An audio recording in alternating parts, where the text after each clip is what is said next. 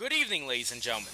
Legna K here for your Oakland Aarons Week 1 matchup analysis against the Orlando Magikarps led by the one, the only, Jolt33.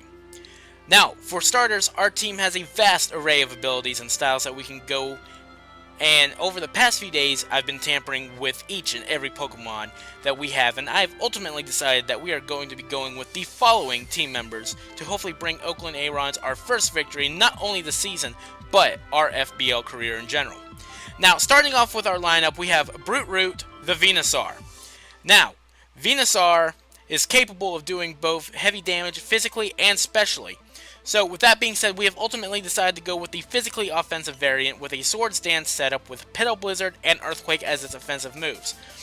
Now, since Brute Root is an incredibly bulky Pokemon, we have decided to run Sinisas as a supportive move. This will be incredibly helpful with stopping heavier threats such as Jolt's Cobalion, Arcanine, and Jellicent.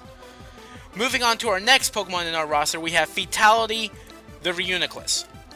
Now, the combination of a massive special offense and his Overcoat ability, he was just way too good to pass up from our team's roster for this week, because he is one of the more than capable than dealing with threats such as Liepard, Stoutland, Greninja, and Cobalion with his Focus Blast, which is indeed a high-risk, high-reward move. Coupled with him holding a Life Orb, he's pretty much going to OHKO anything that stands in his path.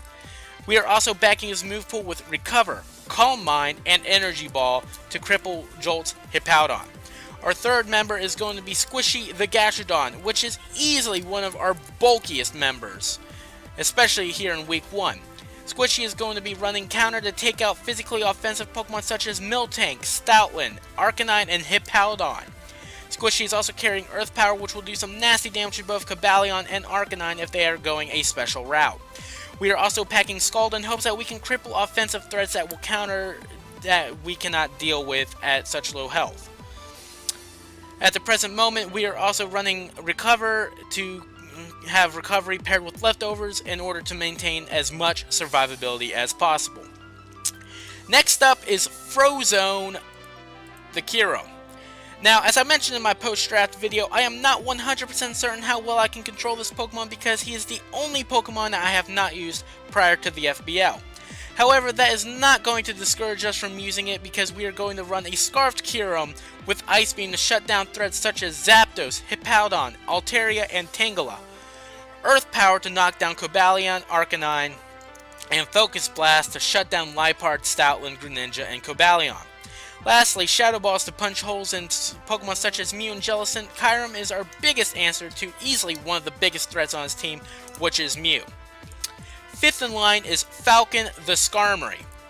Now, I opted not to go with the overly annoying set that includes Stealth Rocks, Spikes, Whirlwind, and Roost, because that's going to be for another day. This week we're going for a more offensive route with Spikes such entry hazards. Along with Roost for some recovery, we are packing Ironhead to punch some massive holes in the Jolt's Mega Altaria, which is honestly one of the bigger threats due to Dragon Dance and Return. We are also packing Brave Bird in order to do some damage to his Tangela, which is arguably the most defensive Pokemon in this league.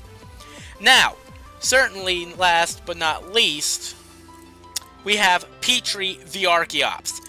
Now, it was a massive toss-up between Petrie and Maleficent because both are great Pokemon in this week's matchup, and we could have easily used either one for the 6th slot.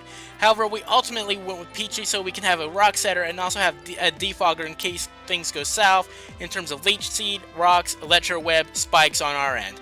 We are also running Endeavor and a Focus Sash with Quick Attack to eliminate most anything that is thrown against Petrie. The only thing we have to fear with Petrie is Jellicent. However, that issue can be easily remedied by the others of our team, such as Fatality and Brute Root. Now, going to predict what Jolt is bringing to the table this week is equivalent to winning the lottery. However, that's not going to stop me from trying, and I'm going to say that there is a 100% chance that he will be bringing a Sap Sipper Miltank to counter our Mega Venusaur.